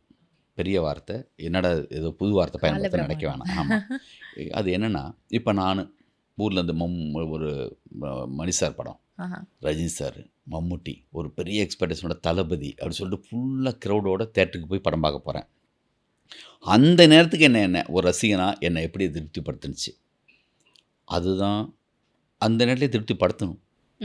அந்த படத்தை வந்து என்னென்னா, பின்னாடி வந்துட்டு அந்த படம் வந்து மிகப்பெரிய படம்னு பேசுகிறது விஷயமே இல்லை. அந்த நேரத்தில் ஒரு சில நேரங்கள் என்னென்னா மிக பெருசாக ஓடும். அந்த படத்தை பின்னாடி வந்துட்டு எதுக்காக இந்த படம் இந்த மாதிரி ஓடுதுப்பா, இந்த படத்தில் ஒன்றுமே இல்லையேப்பாம்பாங்க. அது கணக்கு கிடையாது. அந்த கணக்குங்கிறது என்னென்னா, ஆல்ரெடி அவங்க ஒன்று கிரியேட் பண்ணாங்க, அந்த எக்ஸ்பெக்டேஷனோட அந்த பெரிய ஸ்பிரிட்டோட உள்ளே உட்காந்தப்போ அந்த கட்டத்துக்குள்ளே அந்த படம் திருப்திப்படுத்துனுச்சா? இந்த உலகம் மொத்தமும் இருக்கிற எல்லா படங்களுக்கும் அதான் விதி. சின்ன படம் பெரிய படம் அப்படின்லாம் கிடையாது. அந்த படத்துக்குன்னு ஒரு எக்ஸ்பெக்டேஷன் இருக்குது, அந்த படத்துக்கு ஒரு மூடு நம்ம கொடுத்துருக்கோம், அந்த மூடோட அந்த ஸ்பிரிட்டோட உள்ளே போய் உட்காரான். இப்போ நானும் அப்படி தான். இப்போ என்னுடைய படத்தை பார்த்து சொன்னவங்களும் நானும் ஒன்று தான். நான் இதே லிங்குசாமியாக இருக்கிற ஒரு ஆள் ஏதோ படத்தை பார்த்துட்டு இதே மாதிரி பேசியிருப்பேன். ம்ஹ்ம். படத்தை போடுறான் நான் சொன்ன ஆள் தான் என் படத்தை பார்த்து இன்னொருத்தர் சொல்கிறான் எப்படா படத்தை போடுவீங்கன்னு கேட்பான். அது நம்ம தாங்கி தான் ஆகணும், அதை கடந்து தான் போகணும். அதான் நிஜம். யாரையுமே வந்து நான் நல்லதோ கெட்டதோங்க மாஸ் ஜனங்க இருக்காங்கல்ல ம்ஹ்ம். அவங்ககிட்ட போய் மிக சரியான விஷயத்தையும் சரி ஒரு தப்பான விஷயத்தையும் போய் நீங்கள் கடத்திட முடியாது. மிக சரியான விஷயத்த வந்து யாரோ 4 பேர் வந்து கெடுத்துடவும் முடியாது. ஓகே. மிக சரியாக இருந்துச்சுன்னா அந்த கணக்கு கரெக்டாக இருந்துச்சுன்னா ஜனங்க வந்து அப்படியே எடுத்துகிட்டு போயிடுவாங்க. அதனால தான் நல்ல படம் ஓடிட்டு இருக்கும்போது யாரோ 4 பேர் அனாவசியமாக கத்தியிருந்தாங்கன்னா தள்ளி வந்துட்டு ஒரு ஆளுங்க ஏய் டிஸ்டர்ப் பண்ணாதீங்க வெளியில் போங்கடாம்பாங்க. ம். இது என் படம் நல்ல படம் சார் 4 பேர் சேர்ந்து கெடுத்துட்டாங்க சார்னு சொல்கிறதுங்கிறதெல்லாம் சும்மா. அதெல்லாம் அப்புறம் நல்ல படம் ஜனங்க ஓட விடாமல் பண்ணிட்டாங்கன்னு சொல்கிறதும் சும்மா. மிக சரியான விஷயம் வென்றே தீரும். அது ஜனங்க வந்து அதை வந்து கைவிடவே மாட்டாங்க. நம்ம அந்த படம் ஓடலன்னா நம்ம தப்பு பண்ணியிருக்கோம். ம்ஹ்ம். 100% தப்பு என்னுடையது. நான் தப்பு பண்ணியிருக்கேன். அவங்க நினச்சதை நம்ம என்ன எக்ஸ்பெக்டேஷனை ஏற்படுத்தினமோ அதை அங்கே மீட் அவுட் பண்ணாமல் இருக்குன்னு அர்த்தம். இன்றைக்கி உட்காந்துட்டு வந்து சார் நல்லா இருக்கு sir, fine tuning making sir, சூப்பராக இது பண்ணியிருக்கீங்க சார், எல்லாம் ஓகே. அப்போ அந்த கணக்கு கரெக்டாக இருந்துச்சா? இல்லை, அதான் நிஜம். அது இருக்கிறதுக்கான வேலையை திருப்பி செய்யணும். மறுபடியும் அந்த மாதிரி உருவாகிற ஒரு கணம் நம்மகிட்ட வரும்போது சரியான சந்தர்ப்பத்தில் இன்னும் அதே மாதிரியான எக்ஸ்பெக்டேஷனோட ஒரு படம் நான் பண்ணும்போது அந்த டெம்போ மிஸ் ஆகாமல் அந்த கணக்குக்குள்ளே அன்னைக்கு தீபாவளி அன்னைக்கு ஒரு படம் வருதுன்னு சொன்னால் ஜனங்க மூடு எப்படி இருக்கும்? ம்ஹ்ம். ஒரு நல்ல ஒரு பெரிய காம்பினேஷன் ஜெயித்த படம்லாம் அந்த டேரக்டர்லாம் மிகப்பெரிய ஆள். அவங்க அனுதினமும் அதை பற்றி யோசிச்சுட்டே இருந்திருக்காங்க. எந்த வகையும் மிஸ் ஆகக்கூடாதுங்கிறதுல கான்சியஸாக இருக்காங்கன்னு அர்த்தம். சவால் விட்டு ஜெயித்தவங்க அவங்கெல்லாம். ம்ஹ்ம். அவங்களுக்கெல்லாம் வந்து ஹேட்ஸ் அப். சங்கர் சார் எத்தனை படம் அவர் வந்து ஒவ்வொரு படத்துக்கும் எவ்வளோ பெரிய எக்ஸ்பெக்டேஷன் இருக்குது. ராஜமௌலி ஆமா. அந்த எக்ஸ்பெக்டேஷன் ஒரு பிரஷர் போட்டது இல்ல சார்? ஆமாம். போஸ் கிட்ட சொல்லும்போது டேய் இந்த எக்ஸ்பெக்டேஷன் பயங்கர ப்ரெஷர் போடுதுன்னா ம். அது எத்தனை படத்துக்கு அந்த மாதிரி அமையுது, அது அந்த மாதிரி வேலை பாருங்க அப்படிம்பா. அப்படி வெரி ட்ரூ. எல்லா படத்தையுமே எதிர்பார்க்குறாங்க ஜனங்க, எல்லா டீமாக எதிர்பார்க்குறாங்க. அதேதான் கரெக்ட். அந்த மாதிரி இடத்துக்கு வந்தது பிறகு உனக்கு அந்த ஒன்றை எதிர்பார்க்குறாங்கப்பா. அந்த இடத்துல நீ இருக்க. இப்போ அந்த இடத்துல இருக்கிற டைரக்டர்ஸ் ஒரு சிலர், இப்போ இருக்கிற டைரக்டர்ஸில் ஒரு சிலர் இருக்காங்க. அதனால தான் வந்து என்னென்னா அந்த படத்தை போய் பார்த்துட்டு ம். இன்னும் எதிர்பார்த்தோம் கரெக்டாக இல்லை. ஏன்னா ஹிட் ஆக ஆக ஆக உதாரணத்துக்கு நம்ம நண்பர் தான் லோகேஷ் கனகராஜ் படம் லியோ, அதுக்கு முன்னாடி வந்து கண்டினியூ ஹிட்டில் இருக்காது. ஆமா. இப்போ கண்டினியூ ஹிட்டில் இருக்கும்போது இன்னும் எதிரிமா இன்னும் கூடுதலாக ஆட் ஆகும், பொறாமையும் ஆட் ஆகிடும். ஓகே. கண்ணுக்கு தெரியாமல் தொடர்ந்து ஒருத்தன் ஜெயிச்சான்னு சொன்னால் கண்ணுக்கு தெரியாமல் அது வந்து நம்ம யாருடைய குற்றமும் கிடையாது. ஓகே. கபடியில் தொடர்ந்து ஒருத்தன் ஜெயிச்சிட்டே இருக்கான், அவனை பிடிக்கவே முடியலைன்னா 4 பேர் தள்ளி உட்காந்து சொல்லுவான் டே அவனை புர்றா அப்படின்னு சொல்கிறதுக்கே 4 பேர் வருவான். ஆமா. தொடர்ந்து ஜெயிக்கும்போது அவன் மேலே கூடுதலாக ஒரு கண் இருக்கும், சின்னதாக ஒரு பொறாமை இருக்கும். இங்கே வேலை பார்க்குறவங்க வெறும் 10%, 90% சும்மா இருக்காங்க. வேலை பார்த்தவங்க கொஞ்சம் பேர் சும்மா இருக்காங்க. அந்த வேலை கிடைக்கலைங்கிற கோபத்தில் இருக்கவங்க கொஞ்சம் பேர் இருக்காங்க. இதே வேலை என் கையில் கிடைச்சா நான் என்ன நம்ம பண்ணிடுவேன்னு சொல்கிறவங்க இருக்காங்க.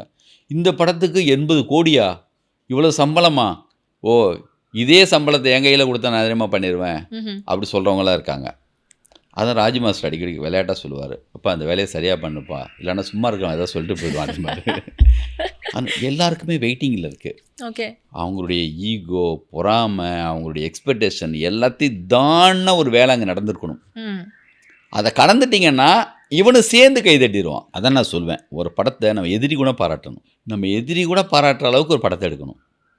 பொறாமைகளை கடந்த ஒரு வெற்றி நம்ம ஒரு வேலை செய்யணும். அப்படி ஒரு ஒர்க் அங்கே இருந்துச்சுன்னு சொன்னால் 5ஆம் இடத்துல ரன்னு மாதிரியான டெம்போவோட சரியான ஒரு படம் நான் கொடுத்துருந்தா யாராவது மறுத்திருக்க முடியுமா? பிசுறு இருக்காது.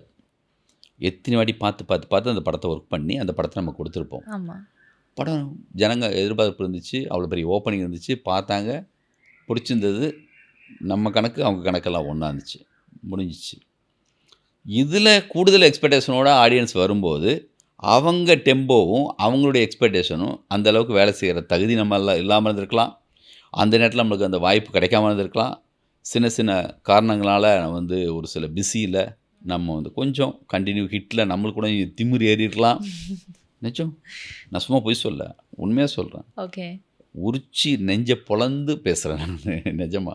இல்ல எனக்கு உண்மையிலே இதை நான் வந்து ஃபர்ஸ்ட்டாக கேட்டிருந்திருப்பேன். ஓப்பனாக சொல்கிறேன். இல்லை நான் சொல்கிறேன், இது ஒன்றே ஒன்று சொல்லிடுறேன். சோஷியல் மீடியாவில் ரொம்ப ஹானஸ்ட்டாக ஒரு விஷயத்தை பேசுனதுக்கு வந்து ரொம்ப ட்ரால் பண்ணப்பட்டீங்க, நிறைய கிரிட்டிசிசம், நிறைய விமர்சனம் இருந்துச்சு. அது உங்களுக்கு எவ்வளோ ஹர்ட்ஃபுல்லாக இருந்துச்சு? நான் உண்மையாக பேசுகிறேன், இப்போ நீங்கள் சொன்னீங்கல்ல ஒன்று பேசிட்டு ஐயோ இதை ட்ரால் பண்ணிடுவாங்கன்னு, உங்களுக்கு அது அது அந்த நிமிஷத்து விஷயம். அது அந்த காலகட்டத்தில் அப்போ தான் புதுசாக ஸ்டார்ட் ஆகுது. ஓகே. அதில் கரெக்டாக நம்ம வந்து அந்த நேரத்தில் வந்திருக்கோம். அதில் யாரும் அப்படி பர்பஸான ஒரு சில பேர் இருக்கலாம். உண்மையாக நிஜமாக நம்மளை விரும்புகிற 100% ஜென்யூனாக ஃபாலோ பண்ணுற அவங்களுக்கு வந்து தெரியும், பா ஏன்ப்பா இப்படி பண்ணுறாங்க. அவனும் உள்ளே வர முடியாது, நம்மளுக்கு சப்போர்ட் பண்ணுறதுக்கு யாரும் அந்த நேரத்தில் வர முடியாது. அது வந்து அப்படியே தானாக தெளியணும். அது தெளிஞ்சு ஒரு டயத்துக்கு வரும். இப்போ சரியான வேலை செஞ்சோம்னா பார்த்தா எல்லாம் ஒன்று சேர்ந்துப்பாங்க. பழைய வேலையெல்லாம் கொண்டு வருவாங்க. அவர் அப்போவே அப்படி பண்ணவர்றா அப்படி சொல்கிறதுக்கான ஒரு சந்தர்ப்பத்தை நம்ம தான் ஏற்படுத்தி கொடுக்கணும். அது காலம்தான் முடிவு செஞ்சு கரெக்டாக ஒன்று அமைஞ்சு இப்படி வரணும். சரி, இவ்வளோ பெரிய டிரெக்டருக்கு இந்த காத்திருத்தல், வெயிட்டிங் டைம்னு ஒன்று இருக்குல்ல, இன்னும் வந்து உங்களோட தேடல் இருக்கு. நீங்க சொன்ன மாதிரி I have to give something பெஸ்ட்னு ஒன்று இருக்குல்ல, அந்த வெயிட்டிங் டைம் உங்களுக்கு எப்படி இருக்கு? இது நல்ல இதுதான் உண்மையிலேயே ஒரு இந்த வெயிட்டிங் பீரியட் தான் உண்மையிலேயே வந்து சுகமான பீரியடு. காதலில் காத்திருப்பதே சுகம்னு சொல்லுவாங்க, அந்த மாதிரி இருக்கு. வெளியிலேருந்து பார்க்குறவங்களுக்கு தான் வந்து என்னென்னா என்ன நடக்குதுன்னே புரியாமல் இருப்பாங்க. ஓகே. என்னுடைய 92ல் நான் சென்னைக்கு வந்தேன். அந்த 8 இயர்ஸ் நான் என்ன பண்ணேன்? நம்மளை யாராவது வாட்ச் பண்ண போகிறாங்களா? சுதந்திரமாக நம்ம யாருன்னே தெரியாத ஒரு டைம் இருக்குல்ல, அது ரொம்ப அதான் சொல்லுவேன். எங்கள் அசிஸ்டன்ஸ் கூட நான் சொல்லிட்டே இருப்பேன், ஒன்ஸ் நம்ம கமிட் ஆகிட்டோம்னா அதுக்கப்புறம் நம்மளை ஒரு கேமரா வச்சு வாட்ச் பண்ணுற மாதிரி 24 மணி நேரமும் நம்மளை குறிச்சியான ஒரு பார்வை இருந்துகிட்டே இருக்கும். நீ என்றைக்கு ஜெயிக்கிறியோ அன்னைக்கு. அதனால் இப்போ கற்றுக்கிறதுக்கான டைம் எல்லாமே இப்போ தான் இருக்குது. லேர்னிங் பீரியடுங்கிறதே ஒரு புக்கு படிக்கிறதோ ஒரு படம் பார்க்குறதோ அது எல்லாமே இப்போ தான் முடியும். சும்மா இருக்கிற டைம் மட்டும்தான் கற்றுக்கிற டைம். அப்போ தான் நீங்கள் வந்து உங்களுக்கு புதுசு புதுசாக பண்ணுறதுக்கான டைம். அதனால் என்னன்னு தோணினாலும் நோட் பண்ணி வை, எழுதி வை. ஃப்யூச்சரில் அது வந்து கதையாக மாறதுக்கான ஒரு சந்தர்ப்பம் வரும். எனக்கு பாலாஜி சக்திவேல் சொன்னார். அவர் தான் எனக்கு வந்து நீ எழுதுற, எது நடந்தாலும் எழுதி வை, உனக்கு லைஃப்பில் நடந்த பல விஷயங்கள் வந்து கதை மாதிரி இருக்குடா, எழுது அப்படின்னார். அக்ரோ குருசாவை வந்து கதை பண்ணுறதுக்கு வந்து அவருடைய பழைய நோட்ஸ் தான் அவர் கதை பண்ணுறதுக்கே ஃப்யூச்சரில் பயன்படுதும்பார். அதனால் நம்ம சும்மா இருக்கிற டைங்கிறது ஒரு டைரக்டருக்கு ஒரு அரசியல் தலைவர் கூட தோற்ற பிறகு அவங்க நிறைய யோசிக்கிறதுக்கான சந்தர்ப்பம் ஒன்று கிடைக்கும். அமைதியாக அப்படியே வந்து அவங்க வந்து ஃபீல் பண்ணி அடுத்து என்ன பண்ணணுங்கிற ஒரு யுத்தத்துக்கு பிறகு தோற்றதுக்கு பிறகு ஒரு பிளானிங்க்கு ஒரு டைம், எல்லாத்தையும் ஒன்று சேர்த்து திரும்பி சரி பண்ணி வர்றதுக்கான ஒரு வீரனுக்கு எப்படி ஒரு படைத்தளபதிகளுக்கு ஒரு நாட்டுக்கு எவ்வளோ தேவையோ அந்த மாதிரி ஒரு டைரக்டருக்கு கூட இந்த மாதிரியான ஒரு டைம் இருக்கு இல்லையா, பர்ஃபெக்டாக அந்த தேடலில் இருக்கிறவங்களுக்கு சொல்கிறேன். தேடலில் இருக்கிற அடுத்த கட்டத்துக்கு போகணும் ஆசைப்படுற இயக்குநர்களுக்கு, ஒரு கலைஞனுக்கு எப்பயுமே என்னென்னா இந்த டைம் இருக்கு இல்லையா, நம்ம படம் பார்க்கலாம், திரும்பி ஃப்ரீயாக வந்து பழைய விஷயங்களை கொஞ்சம் ஓட்டி பார்க்கலாம், இன்னும் புதுசாக வர டேரக்டர்ஸ் யார் என்ன பண்ணுறாங்கன்னு சொல்லி பார்க்கலாம். இந்த டைம் தான் இன்னும் கொஞ்சம் கூட வந்து என்னென்னா நம்மளுக்கான ஃபுல்லாக சேகாரம் பண்ணிட்டே இருக்கலாம். இப்போ எதிர்பார்ப்பே இல்லை, இது நம்மளுடைய நேரம். எதிர்பார்த்தப்போ தான் இப்போ தான் நம்ம தான் வருவோமா வரமாட்டோமா நல்லா இருக்குமா இருக்காதாங்கிற பெரிய எக்ஸ்பெக்டேஷன் நம்ம தானே உட்காந்துருப்பாங்க. அந்த அசந்த நேரத்தில் டப்புன்னு அடிச்சிடலாம். இது நல்லா இருக்கு. ஆமாம். சரி, இது மீடியாவில் இருக்கிறவங்களுக்கு இது ஒரு நல்லதாக கேட்டால் எனக்கு தெரியல, நம்மளை அதிகமாக கொண்டாடுவாங்க, தோளில் தூக்கி வச்சு கொண்டாடுவாங்க. அதே இது லைட்டாக பிசிறி தப்பிட்டுனா உடனே நம்மளை வந்து ரொம்ப காயப்படுத்துகிற மாதிரி ஒரு கிரிட்டிசிசம் விமர்சனங்கள் கொட்டி அப்படியே இது பண்ணுவாங்க. இந்த கிரிட்டிசிசம் பண்ணுறப்போ உங்களுக்கு அது எப்படி இருக்குது சார்? அப்படி தான் இருக்கும், இந்த உலகம் அப்படி தானே இருக்குது. என்னென்னா நான் என்ன சொல்கிறேன்னா ஒரு டயத்துக்கு பிறகு நல்ல கலைஞர்களை வந்து என்னென்னா அது வந்து அவங்கள நகர விடாமல் பண்ணிடக்கூடாது. கொஞ்சம் இன்னும் கொஞ்சம் கூட அவன் வந்து சரியாக இன்னும் கொஞ்சம் கூட நல்ல வேலை செய்கிறதுக்கான ஒரு சந்தர்ப்பம் இருந்திருக்கலாம். அது எல்லாருக்குமே போய் கிளாஸ் எடுத்துகிட்டு இருக்க முடியும், அது நம்ம வேலையும் கிடையாது. அது இருந்துகிட்டே தான் இருக்கும். இது இன்னும் கொஞ்சம் பெருசாக கூட மாறும். தொட்டு இன்னும் ரொம்ப வேறு லெவலில் இப்போ ஏஐலாம் வந்துருச்சுல. அதனால் வந்து நம்ம நினச்சாலும் நினைக்காட்டினாலுமே விரும்பினாலும் விரும்பாட்டினாலும் நம்ம வாய்ஸ் மாதிரி பேசுகிறாங்க, நம்மளை மாதிரி ஒருத்தங்க இருக்காங்க. இதில் நம்மளே பண்ணிவிட்டோம், தப்பிக்கிறதுக்கு ஒரு சந்தர்ப்பமும் இருக்குது. அது நான் இல்லைங்க, ஏய் அது மேலே பழி போட்டும் போகலாம். அது என் வயசு இல்லைங்க சொல்லிக்கலாம். அதுக்கு நல்ல ஒரு சந்தர்ப்பம் இருக்குது. இந்த காலகட்டங்க அதை வந்து ஒன்றும் பண்ணவே முடியாது. அது வந்து அதை அக்செப்ட் பண்ணி தான் ஆகணும், அதோடு தான் போயாகணும். அதெல்லாம் தாண்டினது உங்களுக்கு மிக சரியான ஒரு வேலைங்கிறது. ம். இது எல்லாத்தையும் கடந்தது அது. மிக பர்ஃபெக்டான சரியான ஒரு வேலையை மட்டும் செஞ்சால் போதும். பதில் சொல்லிட்டே இருக்கக்கூடாது. மணி சார் ஒரு தடவை கௌதமுக்கு ஃபோன் பண்ணி சொன்ன ஒரு வார்த்தை நான் கேட்டேன். நிறைய பார்க்காத அதெல்லாம், வேலையை மட்டும் பாருன்னு சொன்னார். ம்.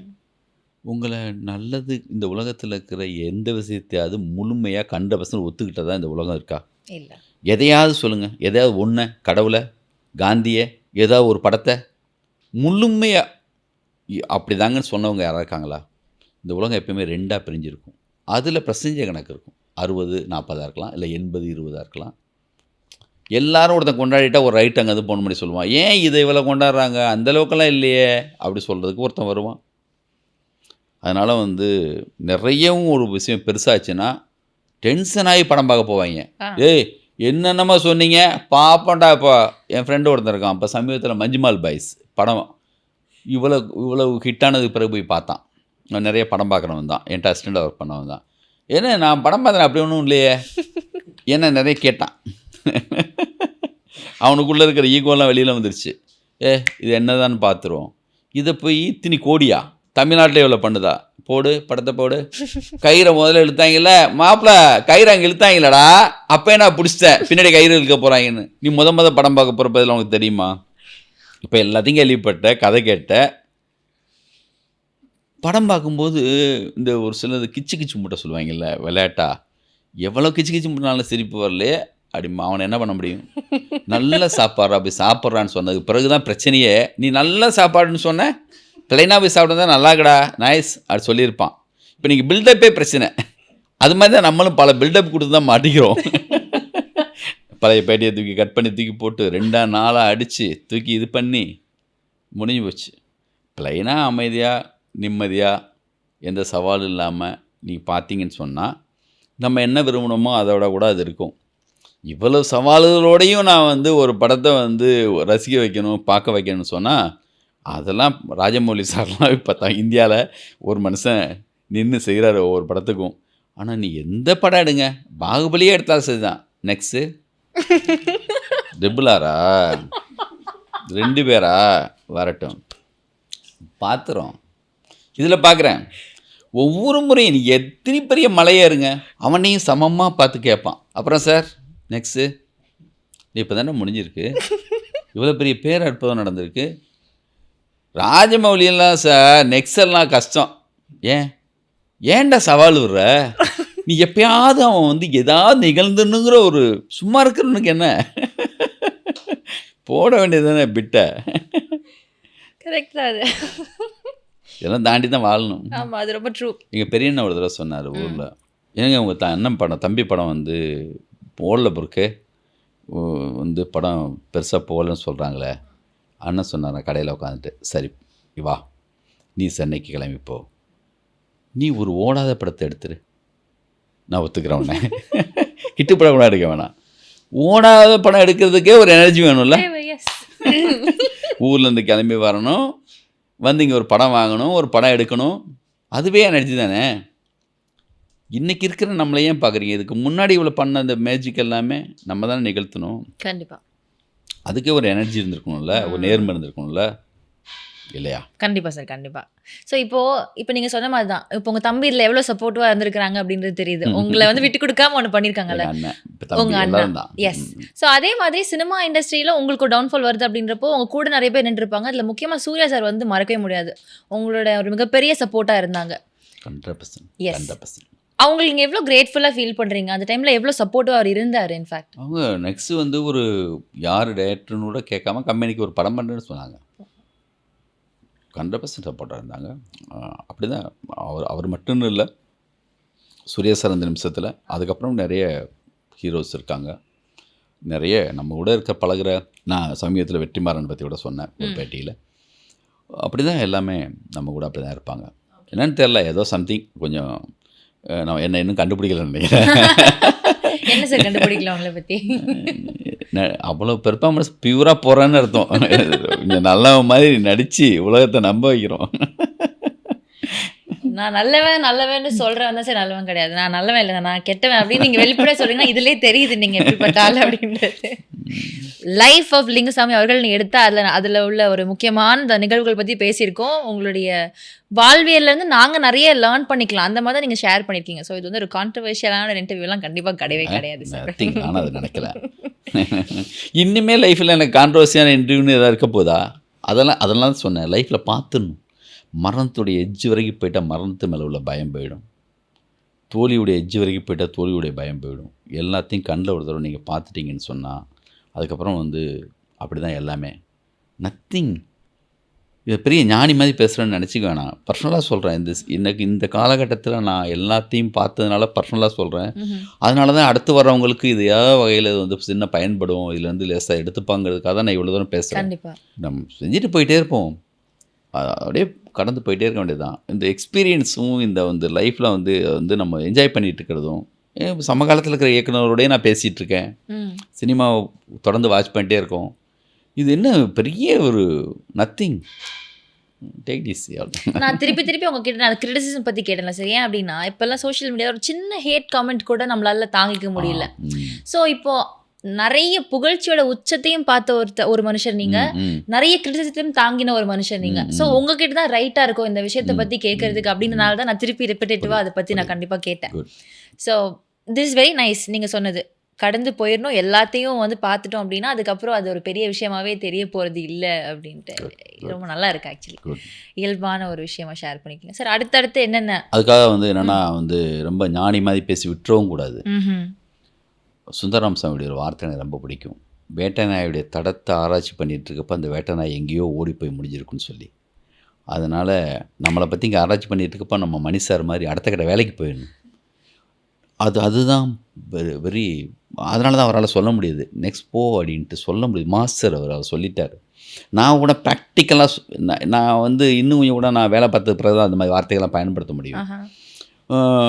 அதனால் வந்து என்னென்னா வெறுமனே வந்து இந்த மாதிரியான சொற்கள் மட்டுமே கிடையாது, அது செயல்லையும் அடுத்த கட்டமாக எடுத்துகிட்டு போகணும், செய்யணும், போயிட்டே இருக்கணும். அவ்வளோதான். Lovely sir. இந்த மொத்த கான்வர்சேஷன்லயே மணி சார் உடைய பேரை நீங்க வந்து ஒரு 10-15 வாட்டியாவது சொல்லியிருப்பீங்க சார். குரு மாதிரி என் மனசுக்கு. ஆமா, நீங்க வந்து உங்களுடைய கனவே வந்து பாக்யராஜ் சாரோட கதையில மணி சார் மாதிரி படம் ஒரு ஸ்டைல்ல நான் எடுக்கணும், இந்த மாதிரி ஒரு காம்பினேஷன். எல்லா இடத்துலையும் பார்த்துருப்பீங்க பாருங்க. ஏய் யாரா இவன், யார் சாமி இவன். ஸோ அது வந்து தெரியுது சார். கண்டிப்பா உங்களோட நீங்க எப்படி பாக்குறீங்க அவர் அப்படின்றத அவ்வளோ ஒவ்வொரு வார்த்தைக்கு ஒரு வாட்டி நீங்க அவங்க இப்படி சொன்னாங்க, அவங்க ஹிஸ் ரியலி கிரேட் அப்படின்றத நீங்க ஒரு இன்ஸ்பிரேஷன் அழகாக சொல்லிட்டே இருக்கிறீங்க. ஸோ இப்போ சினிமா ஆஸ்பெக்ட்ல உங்களுக்கு மணி சார் குரு, வாழ்க்கையில இவங்களை நான் ரொம்ப இன்ஸ்பிரேஷனாக நினைக்கிறேன் அப்படின்னா அவங்களை யாரை சொல்வீங்க? சினிமா இல்லாமல் இருக்கிற குரு இந்த இருக்கார் பாருங்க, அந்த என்னுடைய போட்டோ மாஸ்டருடைய குரு இருக்கார் பாருங்க. ஓகே. ஸ்பிரிச்சுவலாக எனக்கு குரு இருக்காங்க. அது ஒரு 30 இயர்ஸாக வந்து பெரிய வேடு மாதிரி தெரியும். ஒரு சிலருக்கு வந்து தியானம், மெடிடேஷன், அது இன்னமும் பெரிய இமயமலையில் கண்ணை மூடிட்டு உட்கார்றதே எல்லா ஞாபகத்தில் காவி உடைய கட்டிட்டு அப்படியே வந்து அதெல்லாம் கண்ணுக்கு முன்னாடி வந்துடும். அது பெரிய வார்த்தையே இல்லை. நார்மல் லைஃப்பில் நம்ம வந்து அன்றாட வாழ்க்கையில் ஒரு எக்ஸசைஸ் மாதிரி, ஒரு யோகா மாதிரி, ஒரு தியானம், அது ஒரு பெரிய ஒரு வேர்டு போட்டுக்க வேணாம். ஓகே. தியானம் ஈஸியாக ஒரு வேர்டாக வச்சுக்கலாம். ஏன்னா அது அன்றாட வாழ்க்கையில் ஒரு பெரிய விஷயமா எனக்கெல்லாம் ஆயிடுச்சு. நான் ஒரு 30 வருஷமாக நான் தியானம் பண்ணிகிட்ருக்கேன். வந்து அது வந்து ஹார்ட்ஃபுல்னஸ் மெடிடேஷன் சொல்லி. இப்போ எங்கள் குரு பேர் வந்து தாஜின்னு பேர், கமலேஷ் பட்டேல். இதுக்கு முன்னாடி சார்ஜி பாரத சாரதி ராஜகோபாலாச்சாரியன்னு மணப்பாக்கத்தில் இருந்து எங்கள் ஆசிரம், ராமச்சந்திரா மிஷன். இது சொன்னோடனே ராமகிருஷ்ணா மிஷனா அப்படி கேட்பாங்க. இல்லை, ராமச்சந்திரா மிஷன். Heartfulness meditation. இது வந்து இதயத்தில் தியானம் பண்ணுறது. இதயத்தில் ஹார்ட்டில் டிவைன் லைட் இருக்குன்னு சொல்லிட்டு மெடிடேஷன் பண்ணுறது தான் எங்கள் சிஸ்டம். நான் இதில் ஒரு ட்ரெயினராகவும் இருக்கேன். நான் வந்து இதில் வந்து ஒரு மெடிடேஷன் பண்ணிகிட்ருக்கேன் ரொம்ப வருஷமாக. மெடிடேஷனுங்கிறது என்ன? உங்களை நீங்கள் புரிஞ்சிக்கிறதுக்கும், நீங்கள் உங்களை உணர்றதுக்கும், உங்களுடைய கோபம், காமம் எல்லாம் பேலன்ஸ் இருக்கிறதுக்கும் இது ஒரு ப்ராக்டிஸ்.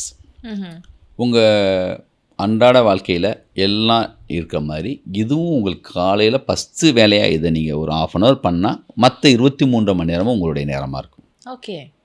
நான் இதை தொடர்ந்து செய்கிறேன். எனக்கு அது மிகப்பெரிய பிரயோஜனமாக இருக்குது. இது கூட என்னுடைய எல்லாத்தையும் நான் பார்க்குற பார்வைக்கு இது ஒரு பெரிய காரணமாக கூட இருக்கலாம். Lovely. So 30 years I have been doing this. Yes. Okay. Sir 20 இயர்ஸ்க்கு முன்னாடி இருக்கிற லிங்குசாமிக்கு நீங்கள் இப்போ ஒரு புரிதல் இருக்கும், வாழ்க்கையை பற்றின ஒரு புரிதல் இருக்கும், நீங்கள் வந்து ஒரு டிஃப்ரெண்ட் பர்சனாக வயசாக நம்ம கற்றுப்போம், இவால்வ் ஆகும். ஆனால் இந்த ஒரு விஷயம் நான் அப்போ பண்ணியிருந்தேன்னா அது வந்து என் லைஃப் என்டையராக மாற்றிருக்கும் அப்படின்னு நினைக்கிறதா ஒரு விஷயம் இருக்கா சார்? 20 இயர்ஸ் பண்ணியிருந்தேனான்னுலாம் அப்படிலாம் எதுவுமே கிடையாது. நான் எல்லாமே பண்ணிட்டு தான் இருக்கேன். அதை மெடிடேஷனே பண்ணுறேன். 30 வருஷம் முன்னாடி ஆரம்பிச்சுன்னு சொல்கிறேனே. Okay, you're very positive person அப்படின்றது தெரியுது உங்களுடைய கான்வர்சேஷன் வச்சுக்கப்போ வந்துட்டு. You're very fresh and new. ஒரு ஜென்சி கூட பேசுகிற மாதிரி தான் இருக்குது. இன்ஃபேக்ட் ரொம்ப ஒரு புதிய கருத்துக்கள் தான் சொல்கிறீங்க. அவுடேட்டடாக அந்த பெரியவங்க கிட்ட பேசினாலே அந்த பூமர் டாக்ஸ் அப்படின்னு சொல்லுவாங்கல்ல.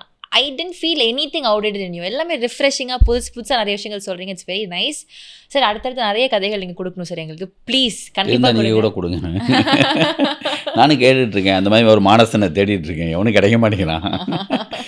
வெற்றிமாறன்லாம் கேட்பேன். திடீர்னு ஒரு புக்கை பார்த்துட்டு எப்படிங்க ஒரு கதைன்னு சொல்லி டக்குன்னு போயிடுறீங்களே, உங்களுக்கு அப்படி ஒரு பார்வை எப்படி உங்களுக்குலாம் இருக்குன்னு. அதுக்குள்ளேயே இருக்காருன்னு அர்த்தம். அவர் அதை தவிர்த்து இதை யோசிக்கலைன்னு அர்த்தம். ஆனால் எனக்கும் வந்து நல்ல நண்பர்களை தேடி டிஸ்கஷன்லாம் கூப்பிட்றேன். புதுசாக ஏதாவது வந்து கிடைச்சிடாதான்னு தேடிட்டுருக்கேன். பார்க்கலாம். ஓகே, இத்தனை புக்ஸ் நிறைய இருக்கு, அதிலிருந்து ஏதாவது ஒன்று எடுத்து பண்ணுங்க சார். நீங்கள் பண்ணிடலாம். கண்டிப்பாக with love to have you. உங்களுடைய படங்கள் பார்க்கணும்னு ரொம்ப தேங்க்யூ. நாங்கள் ரொம்ப ஆசைப்படுறோம். ரொம்ப சந்தோஷம். Yes, thank you so much for this lovely conversation sir. Thank you. Bye. Bye sir.